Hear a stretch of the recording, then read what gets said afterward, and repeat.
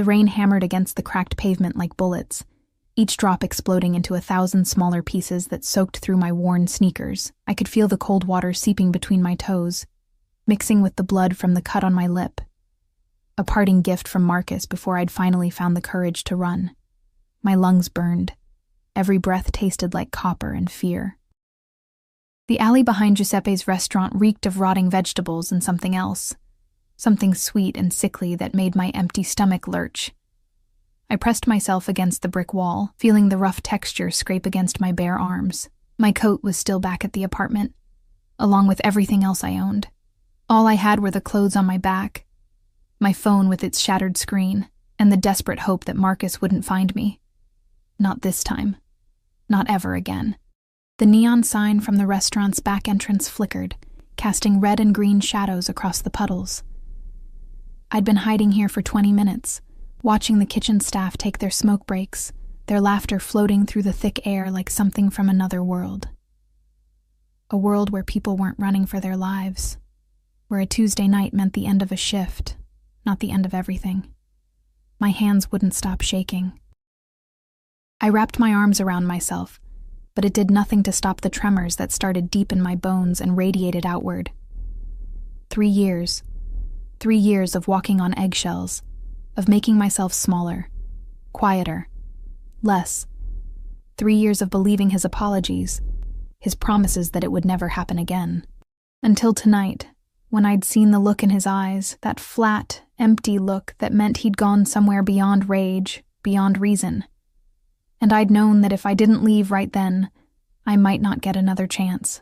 The sound of tires on wet asphalt made me freeze. A black car, sleek, expensive, completely out of place in this part of the city, glided past the alley entrance. For a moment, I thought it would keep going. Then the brake lights flared red, painting the rain-slicked street the color of blood. The car reversed. My heart hammered against my ribs so hard I thought it might crack them. Marcus. He'd found me. Of course he'd found me. He always found me. I looked around frantically for another exit, but the alley was a dead end, blocked by a chain-link fence too high to climb.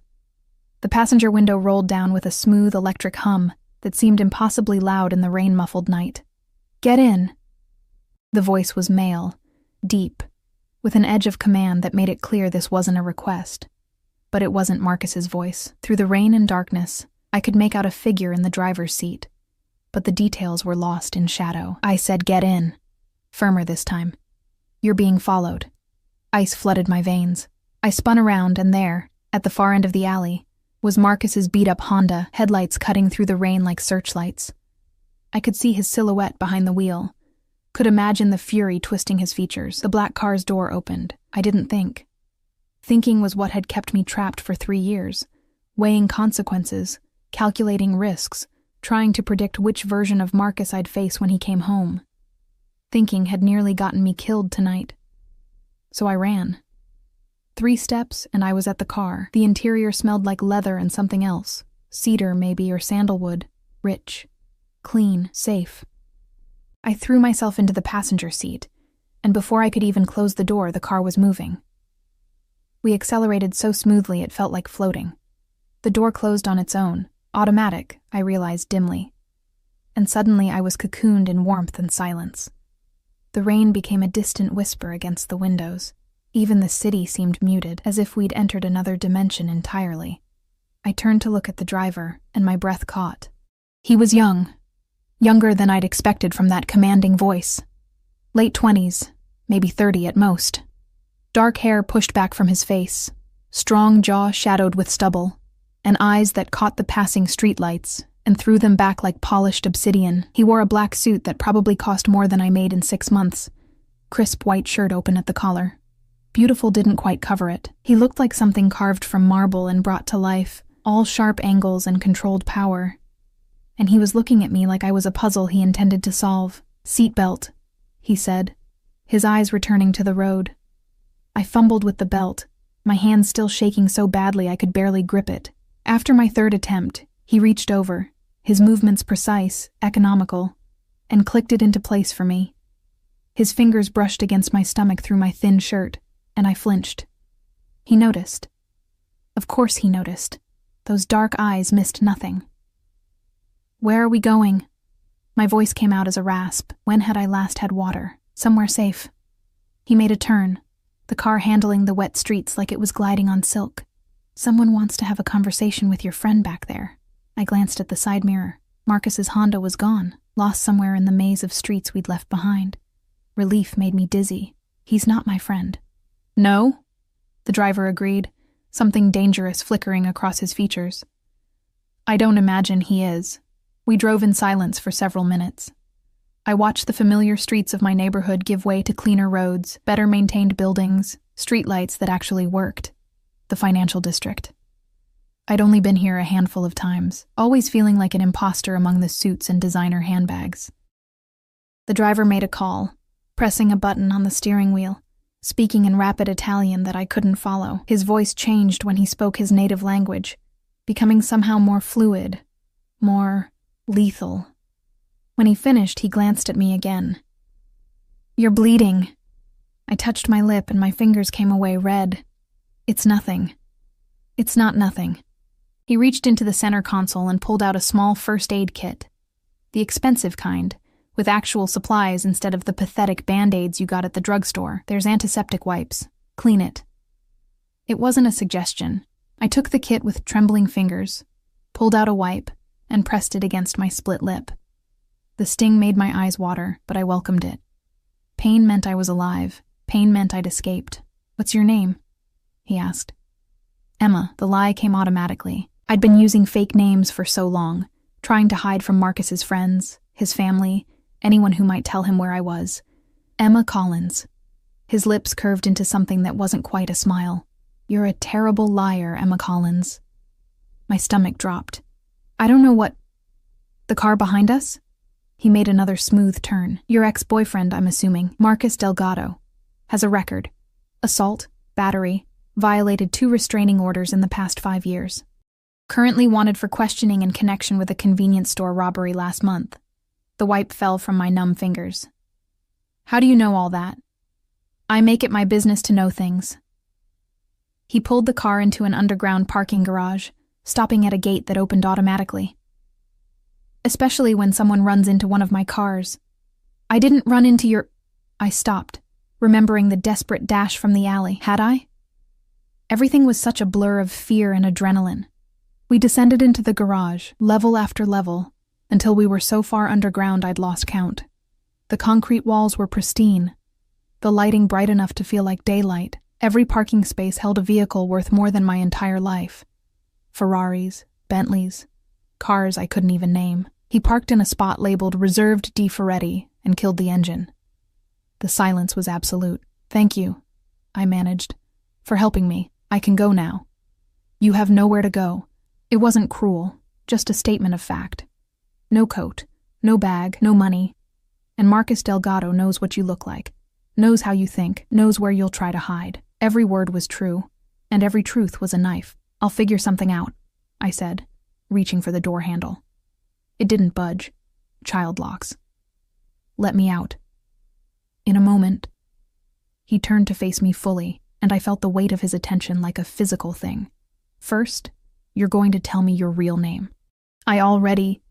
"Your real name," he repeated, his voice dropping to something that made the air feel thicker.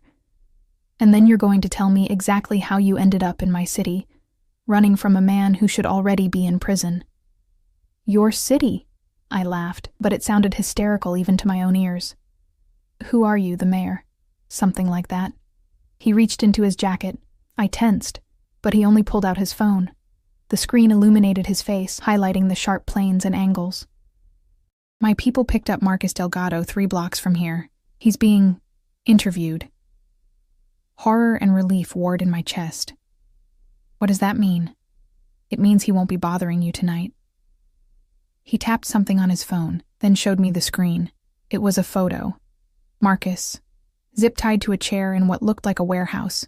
2 massive men standing behind him. His face was a mask of rage and fear, blood trickling from his nose. I should have felt triumphant. Instead, I felt sick. "You can't— he needs to go to the police." "The police?"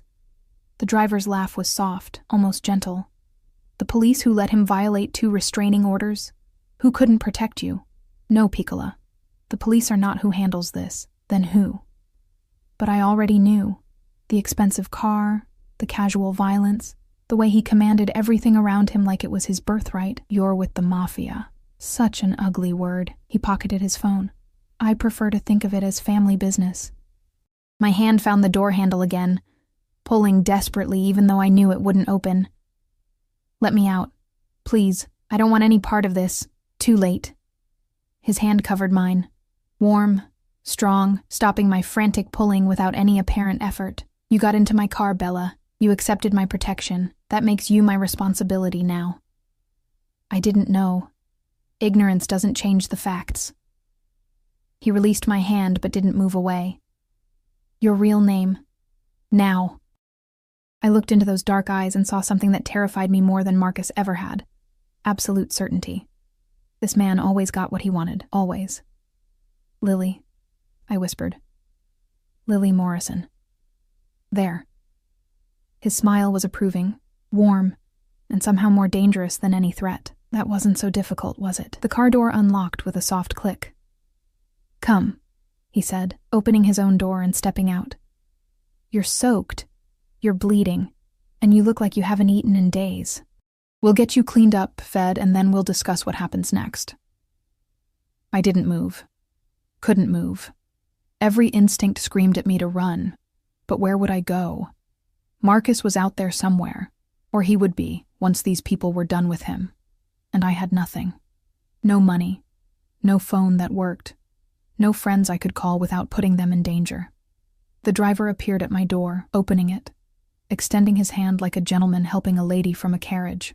I don't bite, Lily Morrison. His voice was silk over steel. Unless you ask very nicely. I took his hand before I could convince myself otherwise. His grip was firm, steady, and impossibly warm.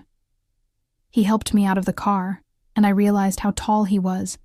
At least 6 feet, probably more. I barely came up to his shoulder. He kept my hand in his as we walked toward an elevator, his thumb brushing across my knuckles in a gesture that might have been comforting if everything else about this situation wasn't completely insane. What's your name? I asked, as the elevator doors slid open with a whisper. He guided me inside, pressed a button for the top floor, and finally released my hand. Dante, he said, leaning against the elevator wall with casual grace. Dante Ferretti. The name meant nothing to me, but the way he said it, like it should mean everything, made my skin prickle. And what do you do, Dante Ferretti? His smile was all teeth. I own this city, Lily Morrison. Every street, every business, every person who thinks they have power here. The elevator began its smooth ascent. And now, whether you meant to or not, you've just become mine. The elevator doors opened onto a penthouse that took my breath away. Floor-to-ceiling windows overlooking the city. Furniture that belonged in magazines. Art that probably cost more than I'd earn in 10 lifetimes. But I barely registered any of it. Because standing in the living room, surrounded by 4 men in dark suits with guns visible in shoulder holsters, was Marcus. His eyes locked onto mine, and the fury in them made my blood freeze. There she is, he snarled, lunging forward. The men stopped him instantly, slamming him back against the wall hard enough to rattle the nearby picture frames. But his eyes never left me, burning with a hatred that promised violence, promised pain, promised that this wasn't over. Dante's hand settled on the small of my back, warm through my wet shirt. Lily, he said softly, his breath stirring my hair. Tell me something. This man, has he put his hands on you before tonight? I couldn't speak, could barely breathe. Marcus was here. In this beautiful, pristine space, he was here, contaminating it with his rage, his violence, his... Lily. Dante's voice was gentler now, but no less commanding. Look at me. I tore my eyes from Marcus and met Dante's dark gaze. Has he hurt you before? I nodded. Once. Twice, unable to stop. Something shifted in Dante's expression. Something cold and final, like a door closing on a crypt. He turned to Marcus, his hand never leaving my back. You made a mistake tonight, Dante said, his voice carrying easily across the room. You put your hands on something that doesn't belong to you. He paused. Something that belongs to me now. Marcus spat blood, "She's not yours, you rich—" One of the suited men hit him, not hard enough to knock him out, but hard enough to shut him up. "Take him to the warehouse on 5th, Dante ordered, his tone bored now, as if Marcus was nothing more than garbage to be disposed of. "Make sure he understands that if he comes within 100 miles of this city again, we'll find pieces of him scattered across 3 states. No." The word burst from my throat before I could stop it. "You can't. Murder? Murder?" Dante turned those obsidian eyes on me, and I saw amusement there, dark and rich. "Who said anything about murder? We're simply going to have a very detailed conversation about respect, boundaries, and the consequences of touching what belongs to Dante Ferretti." The men dragged Marcus toward a service elevator. His eyes found mine one last time, and the promise in them was clear. This wasn't over. But then he was gone, and I was alone in this beautiful prison with a man who claimed to own the city, who claimed to own me. Dante's hand moved from my back to my chin, tilting my face up to his. His thumb brushed across my split lip with impossible gentleness. "You're safe now," he murmured. "I promise you, Bella, you are safe." But as I looked into his dark, fathomless eyes, I wondered if I'd just escaped one cage, only to walk willingly into another, this one lined with silk and gold, but a cage nonetheless. And the most terrifying part, I wasn't entirely sure I wanted to leave. Dante led me through the penthouse with his hand still resting on the small of my back, a touch that felt both protective and possessive. My wet sneakers squeaked against the marble floors, leaving dark footprints that I knew would stain. Everything here was too beautiful, too pristine for someone like me.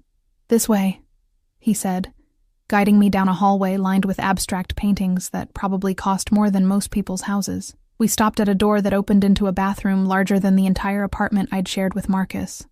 White marble everywhere, gold fixtures that gleamed under soft lighting, a shower big enough for 4 people with multiple heads jutting from the walls at different angles. A soaking tub sat beneath a window that overlooked the glittering city below. "There are towels in the cabinet," Dante said, moving to the shower and adjusting the temperature. Steam began to rise almost immediately. Robes hanging behind the door. "Take your time. You're safe here." Safe. That word again. I wanted to believe it so badly it physically hurt. "I don't have any clean clothes," I said, hating how small my voice sounded. "I'll have something brought up." He turned to face me, and the concern in his expression seemed genuine. Almost.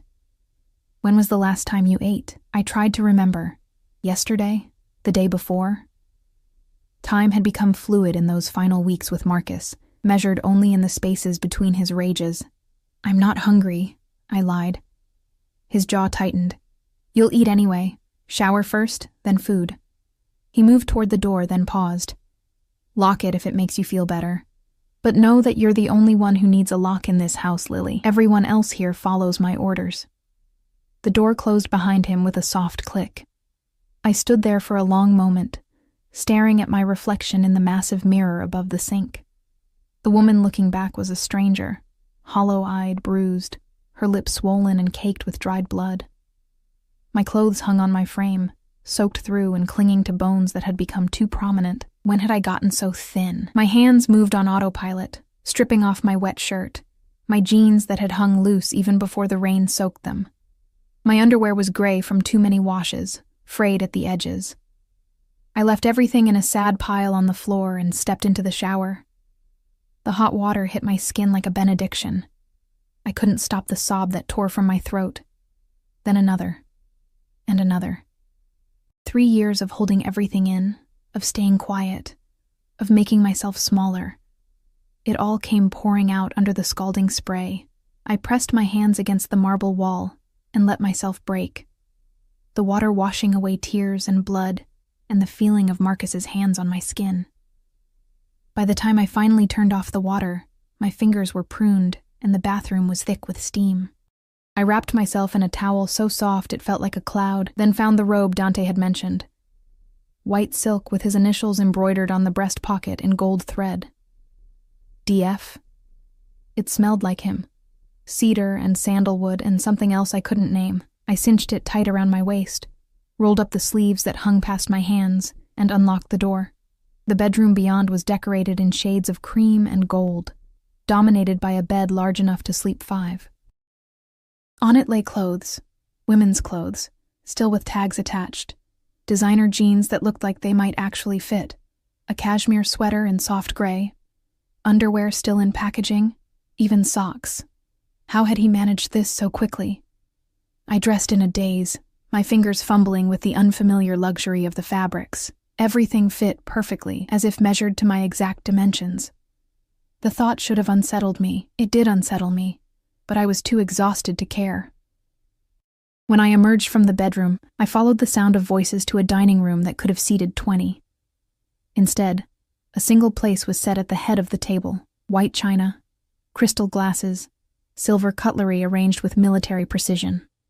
Dante stood by the window, phone pressed to his ear, speaking that rapid Italian again. He'd removed his jacket, rolled up his sleeves to reveal forearms corded with muscle and marked with scars that told stories I probably didn't want to know. When he saw me, he ended the call without saying goodbye. "Better," he said, his eyes traveling over me in a way that made heat crawl up my neck. "Sit. Eat." I approached the table cautiously, half expecting this to be some kind of trick. But the food was real. Pasta in a cream sauce that smelled like heaven. Crusty bread still warm from the oven. A salad with vegetables so fresh they practically gleamed. My stomach growled loud enough for him to hear. That almost smile touched his lips again. "Please, Bella. You're making me look like a terrible host." I sat, picked up the fork with shaking hands, took a bite of the pasta. It was the best thing I'd ever tasted. I tried to eat slowly, to maintain some dignity, but I couldn't. I was too hungry, had been hungry for too long. I devoured the pasta, the bread, even the salad that Marcus always said was rabbit food. Dante watched me the entire time, leaning against the window frame with a glass of wine in his hand. "More?" he asked when I'd cleaned my plate. I shook my head, suddenly self-conscious. "I'm good. Thank you. Water then." He moved to the table, filled my glass from a crystal pitcher. "You're dehydrated." I drank. The water was cold and pure, nothing like the metallic-tasting tap water from Marcus's apartment. Dante sat down across from me, setting his wine glass aside. In the soft lighting, he looked like something from a Renaissance painting. All shadows and sharp beauty, dangerous and compelling in equal measure.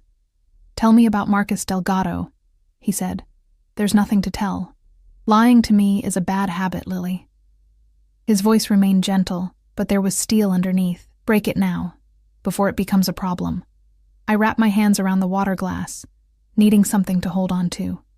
We were together for 3 years. He was different at first. Sweet, attentive.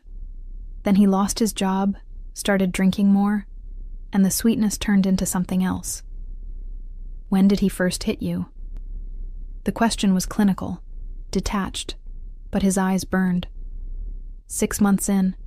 He apologized afterward, cried, said it would never happen again. I laughed bitterly. It always happened again. "Why didn't you leave?" "I tried, twice. He found me both times." The memory made my hands shake. The second time, he broke my arm.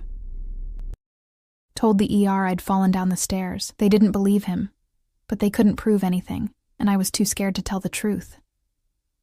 Dante's fingers tightened around his wine glass. "And tonight?" "Tonight he came home drunk, started yelling about money I'd supposedly hidden from him, money that didn't exist. When I tried to explain, I touched my lip. I grabbed my phone and ran. I didn't think. I just ran. Into my car. I didn't know it was yours. I just needed to get away." He studied me for a long moment, those dark eyes seeing too much. "You have family? Friends who could help?" "My parents died when I was 19. Car accident. I have a sister, but she's in Seattle with her own family. We haven't spoken in over a year. Marcus didn't like her, so he made it impossible for me to keep in touch." "What about work?"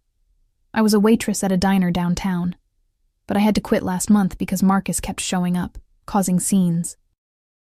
The owner said she couldn't have that kind of drama." I set down the water glass. "So no, I don't have anyone. Which is why I need to leave. I can't drag you into my mess. You're not dragging me anywhere." He leaned back in his chair, radiating calm authority. I chose to involve myself the moment I opened my car door, and what I choose to protect stays protected. Why? The word burst out before I could stop it. You don't know me. I'm nobody. Why would you care what happens to me? Something flickered across his face, too fast for me to identify.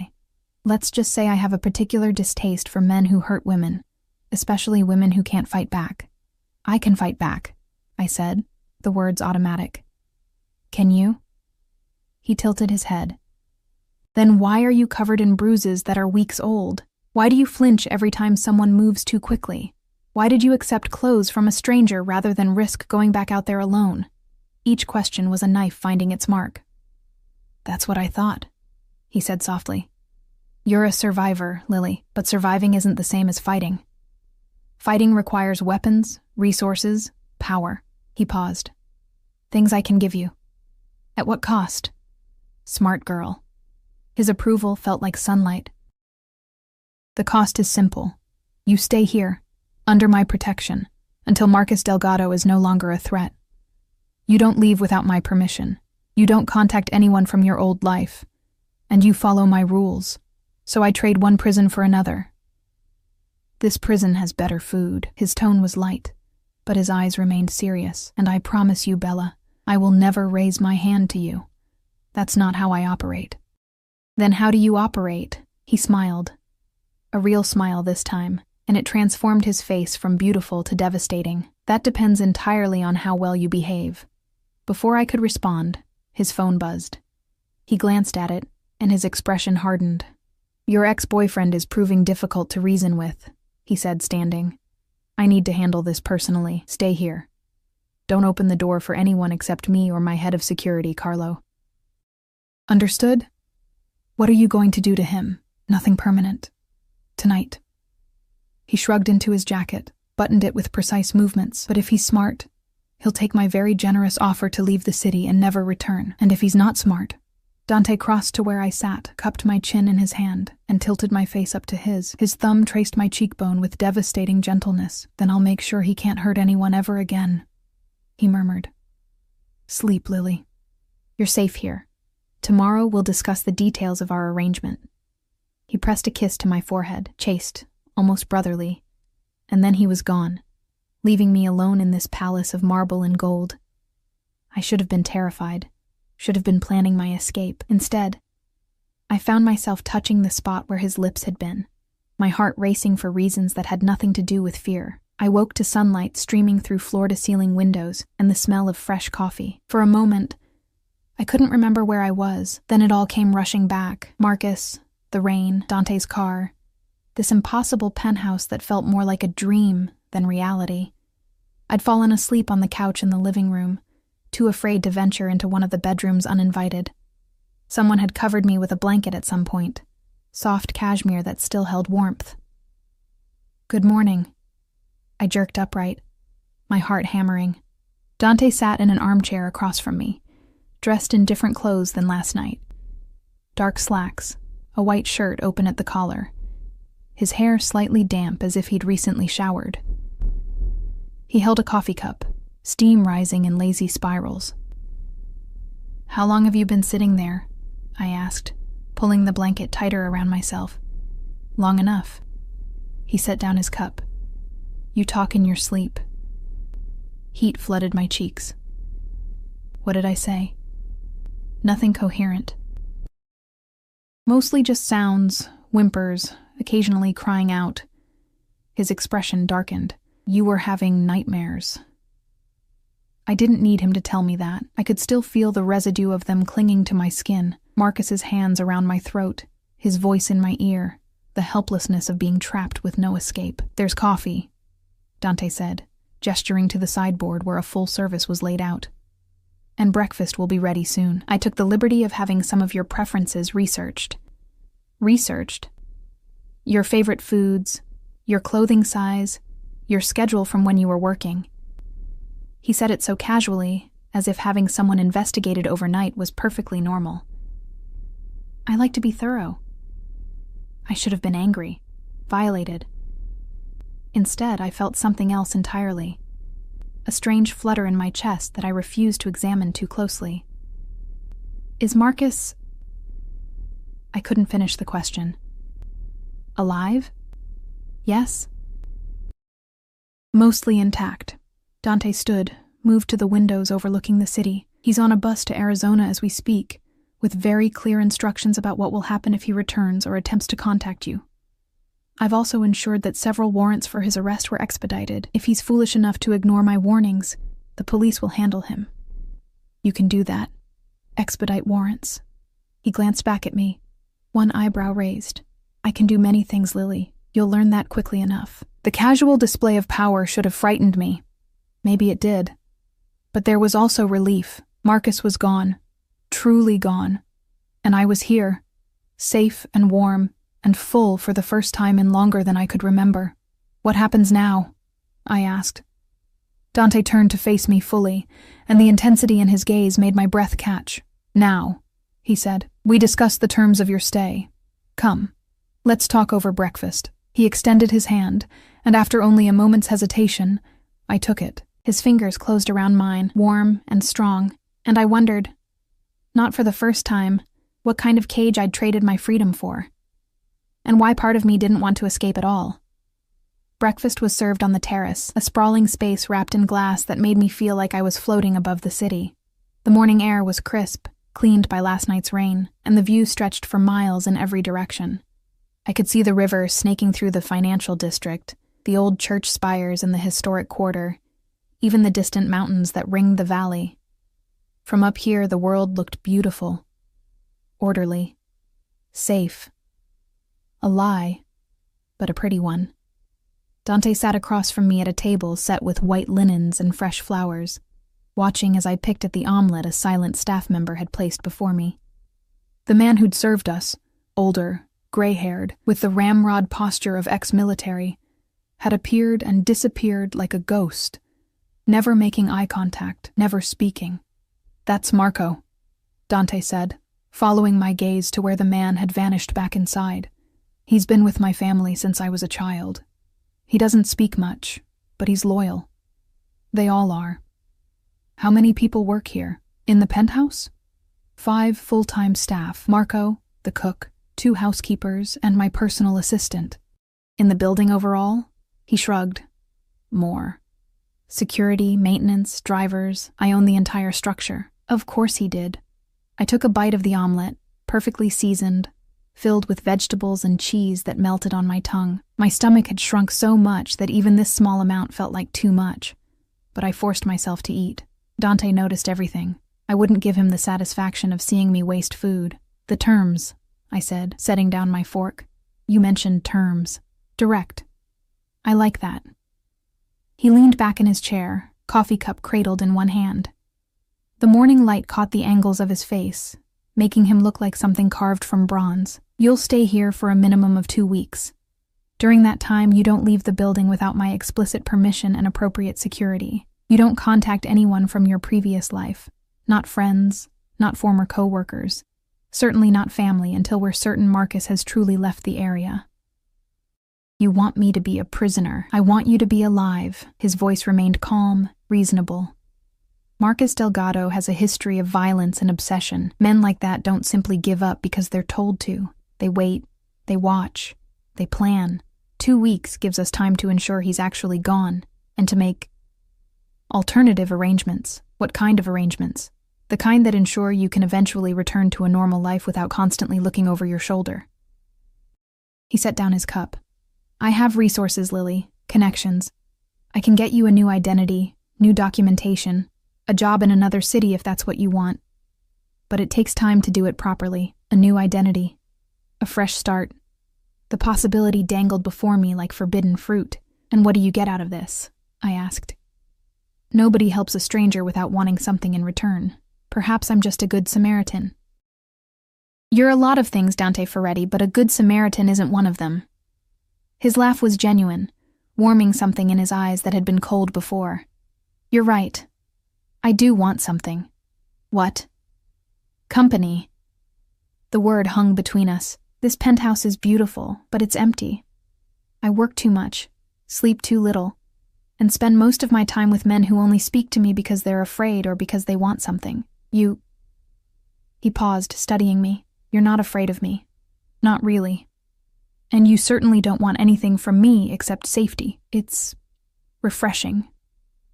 I wanted to argue, to tell him he was wrong. I was terrified of him, of his casual violence, of the way he commanded the world around him like a king.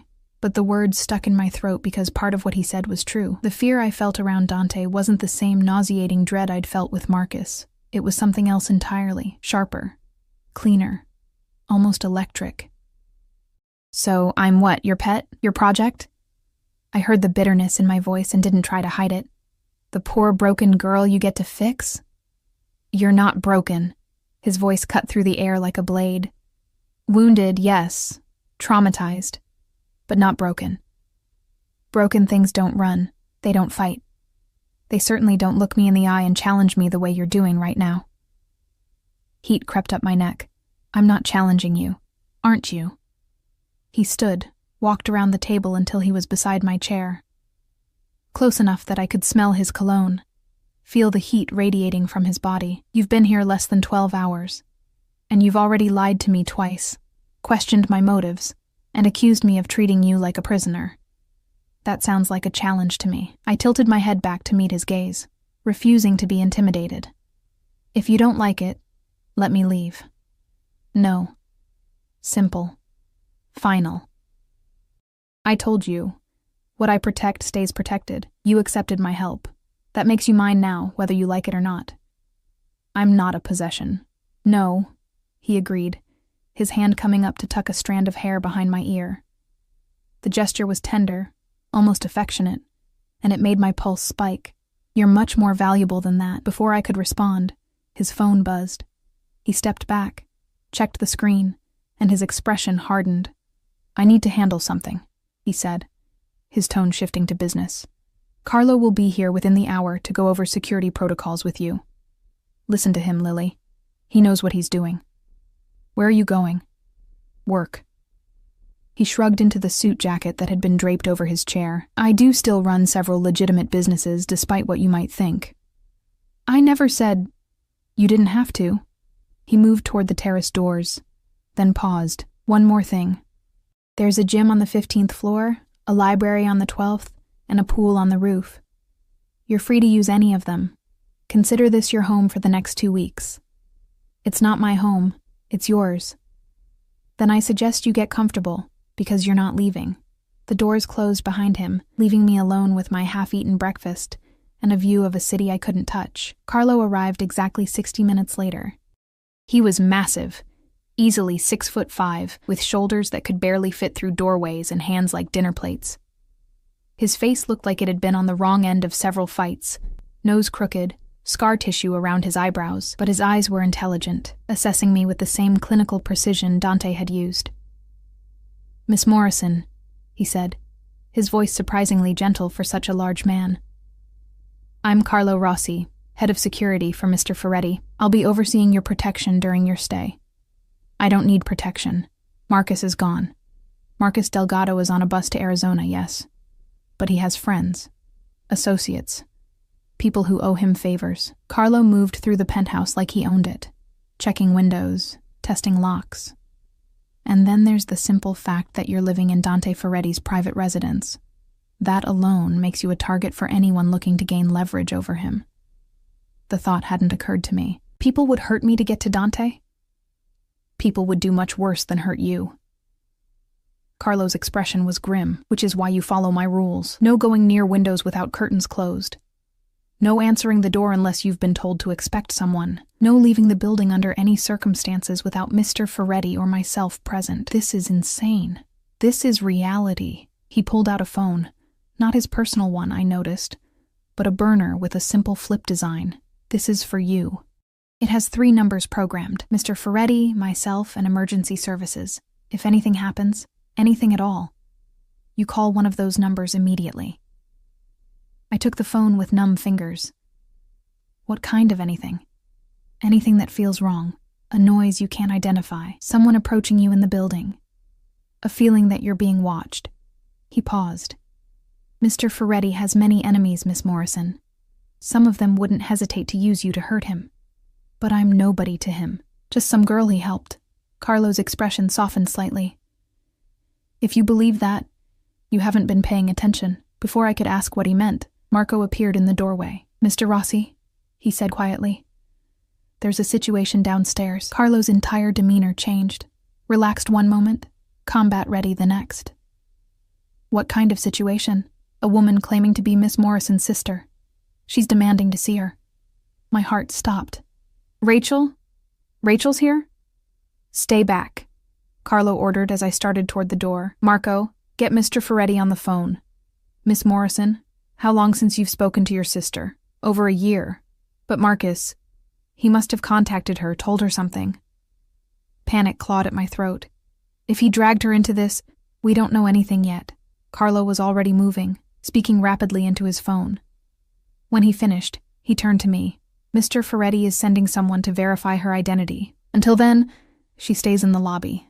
You stay here. She's my sister. She's a potential security risk. His tone brooked no argument. I understand you want to see her, but we do this properly. Mr. Ferretti's rules. I wanted to scream, to push past him and run downstairs, to see Rachel and explain everything and beg for her forgiveness. But Carlo's massive frame blocked the doorway, and something in his expression told me he wouldn't hesitate to restrain me if necessary. So I waited. 10 minutes felt like 10 hours. I paced the living room, wearing a path in the expensive rug, while Carlo stood like a statue by the elevator.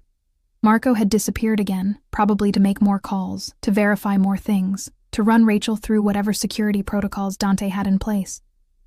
When the elevator finally dinged, I lunged forward. Carlo caught me easily, one hand on my shoulder. Let me check first. The doors opened. Rachel stood there, flanked by 2 of Dante's men, looking furious and terrified in equal measure. Her blonde hair was pulled back in a messy ponytail, her jeans and sweater wrinkled like she'd slept in them. When she saw me, her face crumpled. Lily! She pushed past the guards, past Carlo, and threw her arms around me. Oh my God, Lily, what's happening? Marcus called me last night, said you were in danger, that you'd been kidnapped by some... I wasn't kidnapped, I said, hugging her back so tight my arms ached. She smelled like home, like the vanilla perfume she'd worn since high school. Marcus lied.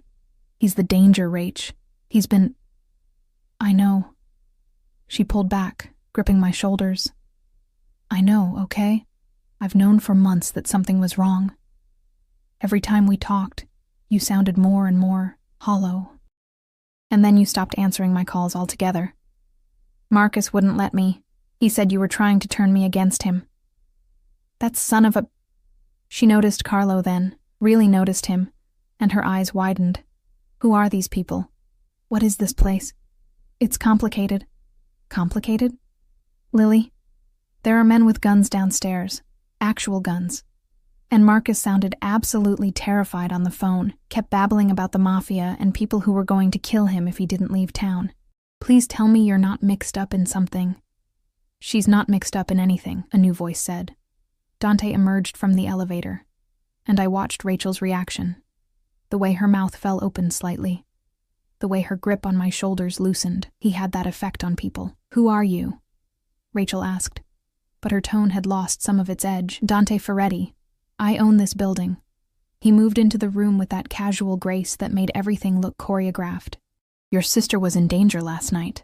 I helped her. Now I'm ensuring she stays safe until the threat is neutralized. And you just do that? Help random women out of the goodness of your heart? Rachel, I warned, but Dante smiled. I like her. She's protective of you. He turned that smile on Rachel, and I saw her defenses start to crumble. Your sister is under my protection, Miss Morrison. That means she's safe, fed, clothed, and cared for. I promise you, no harm will come to her here. For how long? As long as necessary. Rachel looked between us, and I could see her mind working, putting together pieces. And what does she owe you for this protection? Nothing she's not willing to give. The words hung in the air, heavy with implication. Lily, Rachel said slowly. Can we talk? Alone. Dante nodded to Carlo, who ushered the other guards out, but Dante himself didn't move. Mr. Ferretti, Rachel said pointedly. "This is my home, Miss Morrison. I don't leave rooms in my own home." But he did move to the windows, giving us the illusion of privacy. Rachel pulled me to the far side of the room, lowering her voice. "Lily, please tell me you understand how insane this is. You don't know this man. You can't trust him. He saved me from Marcus, and put you in a gilded cage instead." She gestured at the penthouse. "Look at this place. Look at him. Men like that don't help people without expecting something in return. He's giving me a new identity, a fresh start. At what cost?" Rachel's eyes were pleading. "Come home with me, to Seattle. You can stay with Tom and me. We'll figure something out. Marcus knows where you live. Then we'll get a restraining order. We'll go to the police. The police couldn't protect me before.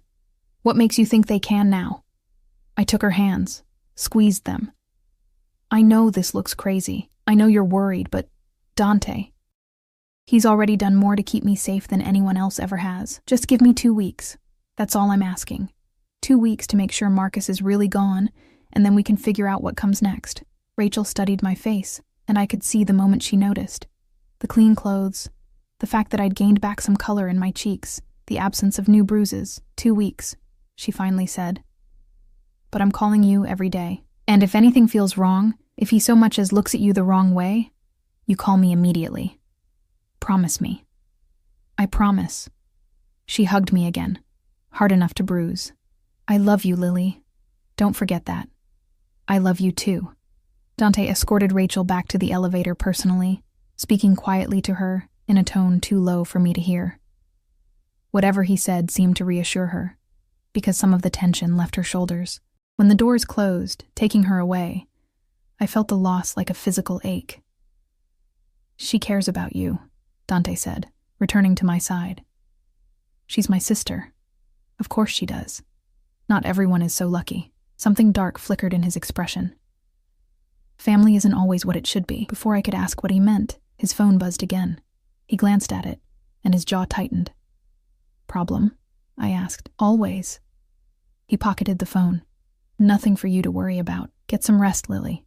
You've had a difficult morning." He started to leave, but I caught his arm. The muscle beneath his sleeve was solid, warm. "Thank you," I said, "for letting Rachel see me. You didn't have to do that." His hand covered mine, and the touch sent electricity racing up my arm. "I told you, I'm not your enemy. The sooner you believe that, the easier this will be." He left me standing in the middle of his beautiful prison, my hand still tingling from his touch, wondering what, exactly, I'd agreed to, and why part of me was eager to find out. The days blurred together in a rhythm I hadn't expected. Wake to sunlight streaming through floor-to-ceiling windows, breakfast on the terrace with Dante when he was home, which was less often than I anticipated. Hours spent exploring the building's amenities while Carlo shadowed me like a silent mountain. By the 4th day, I'd stopped flinching every time someone moved too quickly. By the 6th, I'd gained back 5 pounds and could see it in my face, color in my cheeks, the hollows beneath my eyes less pronounced. By the 8th day, I realized I hadn't thought about Marcus in over 24 hours. The library became my sanctuary. Floor-to-ceiling shelves lined 3 walls, filled with books in multiple languages: Italian, English, French, even some in what looked like Russian. I'd curl up in the leather armchair by the window and lose myself in other people's stories, other people's problems, anything to avoid thinking about my own. That's where Dante found me on the 9th night. I dozed off reading, the book slipping from my fingers when his voice pulled me back to consciousness. "You should be in bed." I jerked awake, nearly toppling from the chair. Dante stood in the doorway, tie loosened, jacket slung over one shoulder. He looked exhausted, shadows under his eyes, tension in his shoulders that hadn't been there this morning. "What time is it?" I asked, rubbing sleep from my eyes. "Almost 2. He moved into the room, set his jacket on the desk. "Carlo said you've been here since dinner." I wasn't tired then. I stretched, feeling my spine pop. "How was your day?" "Long. Complicated." He poured himself a drink from the bar in the corner. Whiskey, neat, the amber liquid catching the lamplight. Someone tried to move product through my territory without permission. We had to remind them why that's a bad idea. The casual way he said it, like discussing traffic violations instead of violence, should have frightened me. Maybe it did. But I'd started to understand that this was his world, governed by rules I couldn't see but that everyone else seemed to know instinctively. Did you hurt them? The question came out softer than I intended. Would it bother you if I had? I don't know. Honest, at least. Part of me thinks yes, but another part... I trailed off, not sure how to finish. Another part understands that sometimes violence is the only language certain people speak. He took a sip of his drink, watching me over the rim. You're learning, Lily. Good. Learning what? How to be comfortable with criminals? His laugh was sharp. How to survive in a world that isn't black and white. There's a difference. He crossed to where I sat, settling into the chair across from mine. Up close, I could see the signs of his long day, a spot of blood on his cuff that he'd missed, scraped knuckles on his right hand. I found myself reaching for that hand before I could think better of it. You're hurt, I said. It's nothing. Let me see. I turned his hand over gently, examining the torn skin across his knuckles. This needs to be cleaned. Lily, stay there. I stood, moved to the bar where I knew Marco kept a first aid kit. When I returned, Dante was watching me with an expression I couldn't read. I knelt beside his chair, took his hand again, and began cleaning the scrapes with antiseptic.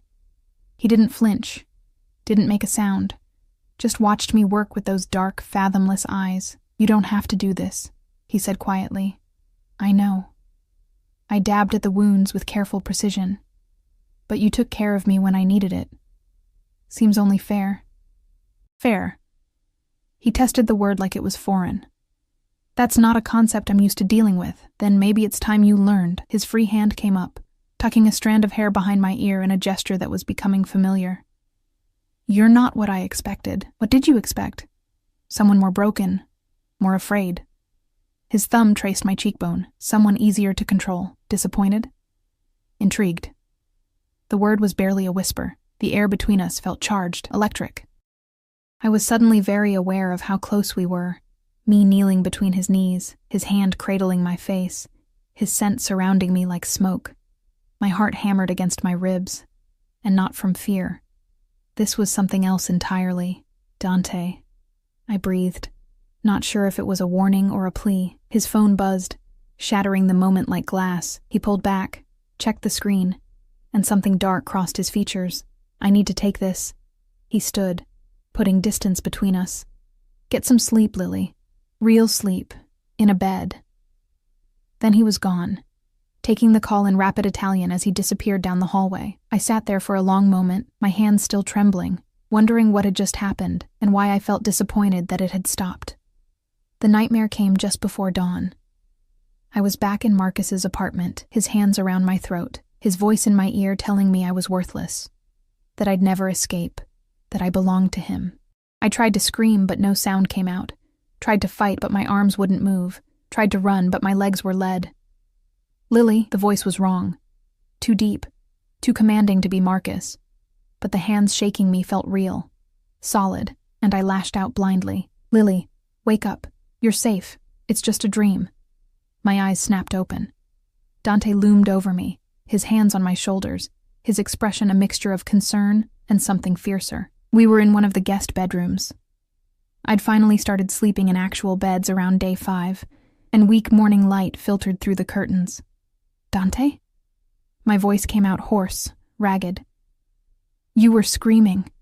He released my shoulders but didn't move away. I heard you from my room. I became aware of several things at once, that I was drenched in sweat, that tears were streaming down my face, that I was shaking so hard my teeth chattered, and that Dante was wearing only pajama pants, his chest bare, revealing a landscape of scars and ink I hadn't seen before. I'm sorry, I managed. I didn't mean to wake you. Don't apologize for nightmares. He sat on the edge of the bed, and the mattress dipped under his weight. Do they come often? Every night, sometimes twice. I wiped at my face with shaking hands. Usually I can deal with them, but this one was worse. Not a question. I nodded, unable to speak past the lump in my throat. Dante stood, and for a moment I thought he was leaving. Instead, he moved around the bed, pulled back the covers on the other side, and climbed in. "What are you doing?" I asked. "Staying." He settled against the pillows, one arm extended in clear invitation. "Come here." "Dante, I'm not asking you to think. I'm asking you to trust me." His voice was gentle but firm. "You won't sleep alone after that, and I'm not leaving you to suffer through another nightmare by yourself." Every rational part of my brain screamed at me to refuse, to maintain distance, to remember that this man was dangerous in ways Marcus had never been. But the trembling wouldn't stop, and the phantom feeling of hands around my throat persisted, and suddenly all I wanted was to feel safe. I moved into the circle of his arms. He pulled me against his chest, one hand stroking my hair, the other wrapped around my waist. His heartbeat was steady beneath my ear, strong and reassuring. He was warm, solid, real, an anchor in the storm of my fear. "Sleep," he murmured against my hair. "I've got you. Nothing can hurt you while I'm here, and God help me." I believed him. I woke hours later to find myself still wrapped in Dante's arms, my face pressed against his chest, one of my legs tangled with his. Sunlight streamed through the windows. It had to be nearly noon. I'd slept deeper and longer than I had in months. Dante was already awake, watching me with those dark eyes that saw too much. "Better?" he asked. "Yes." I should have moved away, put distance between us. Instead, I stayed exactly where I was. "Thank you." "You don't have to thank me for basic human decency, Lily." "Maybe not. But I'm going to anyway." His hand moved up my back in slow, soothing circles. "Tell me about him. About what he did to you. Why?" "Because I need to understand what you survived, what you're still surviving." So I told him everything. The slow escalation from verbal abuse to physical violence, the isolation from friends and family, the financial control, how Marcus had convinced me to quit my job, had taken over my bank account, had made me completely dependent on him, the times he'd apologized with tears in his eyes and flowers in his hands, swearing it would never happen again, the times I'd believed him because believing was easier than accepting that I'd wasted 3 years on a monster.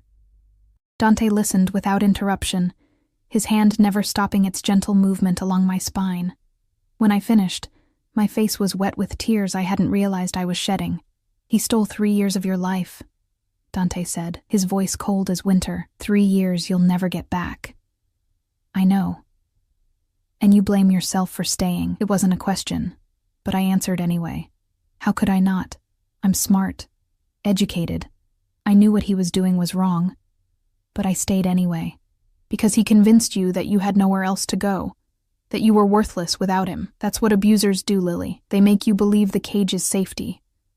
His arms tightened around me, but you got out. In the end, when it mattered most, you found the strength to run. That's not weakness. That's survival. It doesn't feel like strength. It will. Eventually. He tilted my chin up, forcing me to meet his eyes. And until then, you have me. For whatever that's worth. Why? The question had been building for days. Why do you care? You could have just driven past that alley, could have let Marcus take me. Instead, you brought me into your home, gave me clothes and food and safety. Why? Something flickered in his expression. Pain, maybe. Or an old wound reopening. When I was 16, my mother tried to leave my father. He was not a good man. Violent, cruel, especially when he drank. She'd endured it for years, but when he turned his attention to my younger sister, she finally found the courage to take us and run. He paused, and I waited, hardly breathing. We made it as far as a motel 2 towns over. My father found us 3 days later. His voice remained steady, but his eyes had gone somewhere else entirely. He beat her so badly she spent 2 weeks in the hospital, broke her jaw, fractured her skull, 3 ribs. The doctors said she was lucky to survive. "Dante," I whispered, my hand finding his face. She never tried to leave again, spent the next 10 years in that house, getting smaller and quieter until she was barely a ghost. She died when I was 26. Officially from pneumonia, but really from a broken spirit and a lifetime of trauma. He focused on me again, and the intensity in his gaze made my breath catch. So when I saw you in that alley, soaked and bleeding and running for your life, I saw my mother. And I promised myself I would never let another woman suffer like that, not if I could stop it. I'm sorry, I said. Because what else could I say? I'm so sorry that happened to your family. Don't be sorry. Be free. His thumb brushed across my lips, careful of the healing cut. That's all I want for you, Lily. Freedom to choose your own path, build your own life. Become whoever you want to be without someone crushing you under their heel. And if I choose to stay here, with you? The question surprised us both. Dante's eyes darkened. Is that what you're choosing? I don't know. Honest, even if it terrified me. 2 weeks ago, I couldn't imagine anything beyond surviving the next day. Now I'm lying in bed with a man who terrifies and fascinates me in equal measure, feeling safer than I have in years. I don't know what I'm choosing because I don't know what my options are. Your options are endless, Bella. He shifted, rolling us so he was above me, his weight supported on his forearms. You can leave whenever you want. I'll set you up with new documents, money, a job anywhere in the country. Or you can stay. Live here, let me protect you, let me... He trailed off, seeming to struggle for words. Let you what? Show you what it's like to be cherished instead of controlled, worshipped instead of broken, chosen instead of trapped. His hand cupped my face with devastating gentleness. I want you, Lily Morrison. I have since the moment you looked at me in that car with fear and fury in your eyes, refusing to be diminished even in your darkest moment. But I won't keep you if you want to go. That's the difference between men like me and men like Marcus. I may be a monster, but I'm a monster with rules. What if I want to stay? The words came out barely above a whisper. Not forever, maybe, but for now. Until I figure out who I am without someone telling me. Then you stay. He lowered his head until our foreheads touched. And I promise you, Bella, you'll want for nothing. Protection, safety, comfort. Whatever you need, it's yours. What about freedom? Especially freedom, the kind that matters anyway. His lips brushed my temple. But I'm selfish enough to hope that once you're ready to fly, you'll choose to come back. I should have been afraid. Should have recognized the possessiveness in his words, the danger in the way his arms tightened around me. But all I felt was warm, safe, and seen in a way I'd never experienced before. Maybe that made me foolish. Maybe it made me brave. Or maybe it just made me human, reaching for connection in the aftermath of cruelty. Seeking light after years in the dark. Dante? I whispered. Yes? Stay with me today. Please. Just for today. Can we pretend the world doesn't exist outside this room? His answer was to pull me closer, to wrap me in arms that felt like safety and danger intertwined. For you, Bella, he murmured against my hair. I'd stop the world from spinning if you asked. And in that moment, wrapped in the arms of a beautiful monster, who saw my worth when I'd forgotten it myself, I believed him.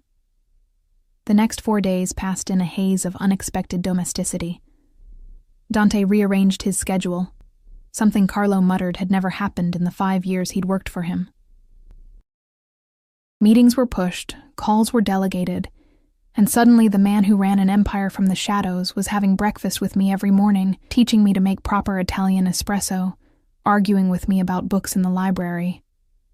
We didn't talk about what was happening between us, didn't label it, or examine it too closely. It existed in a space outside normal rules, not quite romance, not quite protection, something unnamed that grew stronger with each passing hour. On the 12th night, everything changed. I was in the library again. It had become our place, where the world felt smaller and safer, when Dante's phone rang. Not the usual buzz of texts or work calls, but an actual ring that made his expression go cold and hard. "Excuse me," he said, stepping into the hallway. But I could hear him anyway. The walls were thick, but his voice carried when it sharpened with anger. "I thought we had an understanding." "No, that's unacceptable. Tell Salvatore if he wants war, I'll give him war." Ice flooded my veins. War. He was talking about war. When he returned 10 minutes later, the mask was back in place. Calm, controlled, the perfect gentleman. But I'd seen behind it now. "Problem?" I asked. "Nothing I can't handle." He poured himself a whiskey, downed it in one swallow. "There's a business dispute. It'll be resolved by morning. Dante." I set down my book, stood to face him. I'm not a child. Don't lie to me. His jaw tightened. You don't want to know the details, Lily.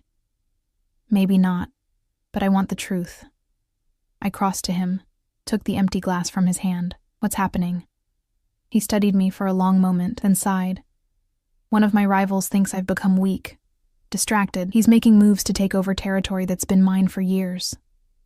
Because of me. Because he's an idiot who mistakes patience for weakness. Dante's hand cupped my face. This has nothing to do with you. It has everything to do with me. You said yourself, people see me as leverage, a way to hurt you. Which is why you're staying here, where you're safe. His thumb traced my cheekbone. I won't let anyone touch you, Lily. I promise. What if promising isn't enough? The question hung between us, heavy with implications neither of us wanted to voice. Dante pulled me against his chest, his arms wrapping around me like he could shield me from the world through sheer force of will. Then I'll burn down the entire city to keep you safe, starting with anyone foolish enough to threaten what's mine. What's mine? The possessiveness should have frightened me.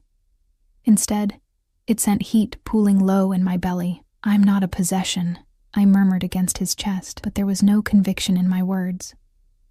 Aren't you? His hand slid into my hair, tilting my head back. You sleep in my bed, wear clothes I bought you, eat food I provide. You've become essential to my days, Bella. So yes, you're mine. Just as I'm becoming yours, Dante. Tell me I'm wrong. His face was inches from mine, his breath warm against my lips. Tell me you don't feel this thing between us. Tell me you don't think about me the way I think about you, constantly, obsessively, to the point of distraction. I couldn't. Because it was true. All of it. This is insane, I whispered. We barely know each other. I know you survived 3 years of hell and came out fighting. I know you're stronger than you think, braver than you believe, and more beautiful than you could possibly understand. His forehead pressed against mine. I know that when you smile, really smile, not the polite mask you wear for others. It feels like the sun breaking through storm clouds, and I know that if anything happened to you, I would tear this world apart with my bare hands. You're terrifying, I breathed. I know. His lips brushed my temple. Does it matter? It should. But it doesn't. No, I admitted, my hands fisting in his shirt. It doesn't. He kissed me then. Not gentle, not tentative, but with all the controlled violence of a man who'd been holding himself back for too long. His mouth claimed mine with a hunger that stole my breath, his hands gripping my waist hard enough to bruise. And I kissed him back just as fiercely, pouring 3 years of pain and fear and loneliness into the contact, letting him consume the broken parts of me and forge them into something new. When we finally broke apart, both breathing hard, his eyes were black with desire. Lily, he rasped. If we do this, if we cross this line, there's no going back. You need to understand that. I'm not a good man. I'm selfish and possessive, and I don't share what's mine. If you give yourself to me, I'll never let you go. Promises, promises, I said, and pulled him down for another kiss. He lifted me easily, my legs wrapping around his waist as he carried me from the library, not to my guest room, but to his bedroom, a space I'd never entered, vast and dark with windows overlooking the sleeping city. He laid me on sheets that smelled like him, his body covering mine, and for the first time in years, I felt desired instead of used, wanted instead of needed, chosen instead of trapped. Tell me if I hurt you, he murmured against my neck, his hands already working at my clothes. Tell me if anything feels wrong. Don't stop, I whispered. Please, Dante, don't stop. So he didn't. I woke to gray dawn light and the feel of Dante's fingers tracing patterns on my bare shoulder. Good morning, he said softly when he noticed my eyes open. Hi. I stretched, feeling pleasantly sore in places I'd forgotten could feel pleasure. What time is it? Early, 6 maybe. He pressed a kiss to my shoulder. I need to handle the situation with Salvatore this morning, but I wanted to see you before I left. Reality crashed back, the business dispute, The threat of war. I sat up, pulling the sheet with me. Be careful. Always. But something in his expression told me this was more serious than he was letting on. Dante. I caught his hand. Promise me you'll come back. I promise. He raised my hand to his lips. I have too much to come back to now. He dressed in silence. Dark suit, crisp shirt, the armor of his world. I watched from the bed, memorizing the way he moved, the controlled power in every gesture. At the door, he paused. Stay inside today. Carlo will be here, and Marco. Don't leave the penthouse for any reason. I won't. Good girl. The approval in his voice sent warmth through me. I'll be back by dinner. We'll celebrate your freedom. My freedom? 2 weeks, remember? As of today, you're free to leave whenever you want. New identity, new life. Everything I promised. He crossed back to the bed, cupped my face in his hands, but I'm hoping you'll choose to stay. Dante, don't answer now. Think about it. Decide what you really want. He kissed me, soft and lingering.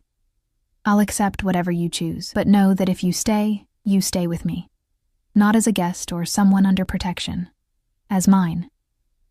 Then he was gone, leaving me alone with choices I'd never imagined having. The call came at 2 p.m. I was reading in the library, trying to distract myself from worrying about Dante, when Carlo appeared in the doorway, his expression grim. Miss Morrison, we need to move you. Now. My book fell from nerveless fingers. What happened? Salvatore's men hit one of Mr. Ferretti's warehouses. It's escalating faster than anticipated. He was already moving, pulling me to my feet. We have a safe house across town. You'll stay there until this is resolved. Where's Dante? Handling it.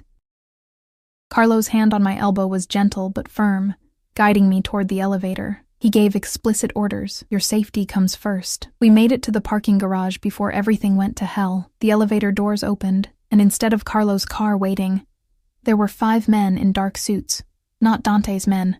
I knew that instantly from the way Carlo went rigid, his hand moving toward the gun at his hip.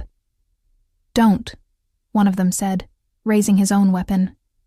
We just want the girl. Over my dead body, Carlo growled. That can be arranged. Everything happened so fast. Carlo shoved me behind him, drawing his gun. Shots rang out, impossibly loud in the concrete space. I screamed, pressed against the wall as bullets sparked off metal and shattered concrete. Carlo went down. I ran. Not toward the elevator. That way was blocked. Instead, I sprinted deeper into the garage, between rows of expensive cars, my heart hammering so hard I thought it might explode. Behind me, I heard shouting, running footsteps. A hand caught my arm, yanking me to a stop. I spun, striking out blindly. But the man was too strong. He twisted my arm behind my back, his other hand clamping over my mouth. Got her! He shouted. No, this couldn't be happening. Not when I'd finally found something worth holding on to. I bit down hard on his palm. He cursed, his grip loosening just enough for me to break free. I ran again, but there was nowhere to go. The garage was a maze with no exit except back through the men who wanted to take me. More gunfire, shouting in Italian, the screech of tires, then cutting through the chaos like a blade. Lily! Dante's voice. I turned, and there he was, emerging from the stairwell like an avenging angel, his suit jacket gone, blood on his shirt, gun in his hand and murder in his eyes. Our gazes locked across the distance. One of Salvatore's men grabbed me from behind, yanking me against his chest, cold metal pressing against my temple. Don't move, Ferretti, he shouted, or I paint the walls with her brain. Dante froze, his gun trained on my captor, his expression absolutely lethal. Let her go, Gianni. His voice was deceptively calm. This is between Salvatore and me. She has nothing to do with it. She has everything to do with it. Gianni's arm tightened around my throat. Word is you've gone soft for this little putana. Salvatore wants to test that theory. Tell Salvatore he's made a fatal mistake. Dante took a step forward, his gun never wavering, because touching her just signed his death warrant. Big words from a man whose girlfriend is about to... The shot came from somewhere to my left. One of Dante's men, arriving from another entrance.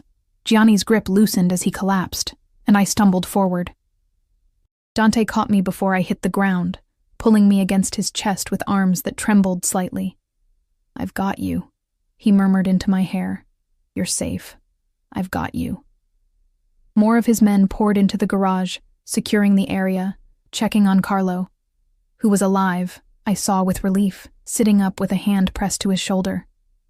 The danger was past, but I couldn't stop shaking. "Lily." Dante pulled back just enough to see my face, his hands framing it with desperate gentleness. "Are you hurt? Did they touch you?" I'm fine. The words dissolved into sobs I couldn't control. He held me through it, one hand in my hair, the other rubbing soothing circles on my back, murmuring reassurances in Italian that I didn't understand, but felt in my bones. When I could finally breathe again, he pulled back. "This ends tonight," he said, his voice hard as steel. "Salvatore crossed a line he can't uncross. By morning, he won't be a problem anymore. Dante." "No." His eyes burned into mine. "He tried to take you, to hurt you to get to me. That's not something I forgive, ever." I saw it then, the monster beneath the gentleman's mask, the violence he'd been holding back, the darkness that made men fear his name. And I should have been terrified, but all I felt was safe. "Take me with you," I said. His expression shifted to surprise. "What?" "Whatever you're going to do, take me with you. I want to see it. I want to understand your world." I gripped his blood-stained shirt. "No more protection, no more sheltering. If I'm going to be yours, I need to know all of it. Lily, what I'm about to do will be violent, brutal, possibly fatal for Salvatore." I met his gaze without flinching. "I know, and I'm asking anyway." He studied me for a long moment, something like pride flickering in his expression. "You're sure?" "I'm sure." "Then you'll see exactly what it means to be Dante Ferretti's woman." He kissed me, hard and possessive. "And when it's over, you'll make your choice. Stay or go, but you'll make it knowing exactly who and what I am." The warehouse on the dock smelled like salt water and rust and fear. Salvatore hung from chains in the center of the room, his expensive suit torn and bloodied, his face already showing signs of Dante's particular brand of persuasion. Around him stood a dozen of Dante's men, silent and watchful. I stood beside Dante, his hand wrapped around mine, and watched as he conducted business. "You tried to take something that belongs to me," Dante said, his voice carrying easily through the cavernous space. "Explain why I shouldn't kill you where you hang."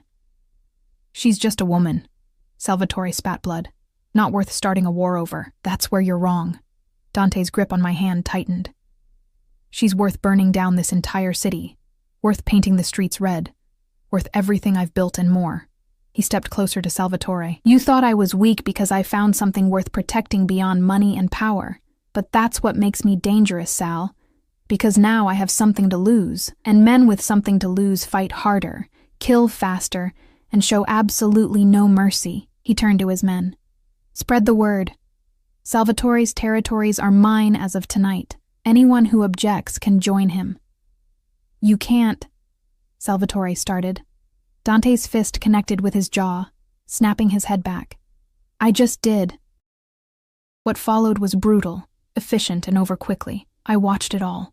Dante's cold fury, his absolute control even in violence, the way his men obeyed without question. This was his world, dark and dangerous and governed by rules written in blood, and I wasn't afraid. When it was done, when Salvatore was a broken thing promising to leave the city and never return, Dante turned to me. "Now you've seen it all," he said quietly. The monster without his mask. I stepped into his arms, ignoring the blood on his clothes, the violence still humming in the air. "I choose to stay," I said. His eyes widened. "Lily, I choose you. This life, this world, all of it." I gripped his face, forcing him to see the certainty in my expression. "You showed me I was worth protecting, worth cherishing, worth more than the broken thing Marcus tried to make me. You gave me back myself, so yes, I'm staying. Not because I have nowhere else to go, but because this is where I want to be. You'll be in danger, always. Being with me makes you a target, then teach me to shoot, to fight, to be dangerous too. I smiled. You wanted to give me freedom, Dante. Well, this is my choice. Freely made. I choose you. He kissed me then, in a warehouse that smelled like violence and vengeance, with his men watching and his enemies defeated. He kissed me like I was salvation and damnation wrapped in one, like I was the answer to a question he'd been asking his entire life. When we finally broke apart, he pressed his forehead to mine. Then you're mine, he murmured. For as long as you'll have me, forever sounds good, I whispered back. His smile was brilliant, transforming his face from beautiful to breathtaking. Forever it is, Bella Mia. 6 months later, I stood on the terrace of Dante's penthouse. Our penthouse now, watching the sun set over the city that had become my home. The ring on my finger caught the light, diamonds glittering like captured stars. Behind me, I heard the elevator doors open, followed by Dante's familiar footsteps. How was your day? I asked, as his arms wrapped around my waist, pulling me back against his chest. Long, boring. Better now. He pressed a kiss to my neck. How was yours? Productive. I finalized the paperwork for the women's shelter. The project Dante had funded, the one that would provide safe housing and resources for women escaping domestic violence. My purpose, my way of turning my pain into something meaningful. We open next month. I'm proud of you. His hand splayed across my stomach, and I covered it with mine. Rachel called. She wants to visit next weekend. I'll have Carlo arrange security. He turned me in his arms, his dark eyes warm. She still doesn't trust me. She's protective. She'll come around. I reached up to touch his face. Eventually, she'll see what I see. A man who saved me in every way a person can be saved. I didn't save you, Bella. You saved yourself. His thumb traced my lower lip. I just gave you the space to heal. Semantics. I smiled. Either way, I'm here. Happy. Free. With you. With me, he echoed. And the satisfaction in his voice made me laugh. Had I traded one cage for another? Perhaps. But this cage had no locks, no chains, no rules designed to break me. This was a choice I made every morning when I woke in Dante's arms. To stay, to love, to build a life from the ashes of everything I'd lost. Marcus was gone, truly gone, serving time for the robbery and other charges Dante's influence had ensured would stick. The nightmares came less frequently now. And when they did, Dante was there to chase them away. I'd found my sister again, mending bridges I'd thought were burned forever. I'd found purpose in helping other women escape the hells I'd survived. I'd found strength I didn't know I possessed. But most importantly, I'd found myself, not the broken girl Marcus had tried to create, and not the frightened woman who'd run into a stranger's car on a rain-soaked night. I was Lily Ferretti now, wife to a monster, lover to a man who would burn the world to keep me safe, partner to someone who saw my worth even when I'd forgotten it. And I was free. Finally, beautifully, terrifyingly free. Dante kissed me as the sun painted the sky in shades of fire, and I kissed him back with everything I had, gratitude and desire and love and choice, all wrapped together in a moment that felt like forever. I love you, I whispered against his lips, and I love you, Bella Mia. His arms tightened around me, more than power, more than this city, more than my own life. You're everything. The city stretched out below us, full of shadows and secrets, danger and beauty in equal measure. Dante's world, dark and complex and ruthless. Our world now, and I wouldn't change a single thing.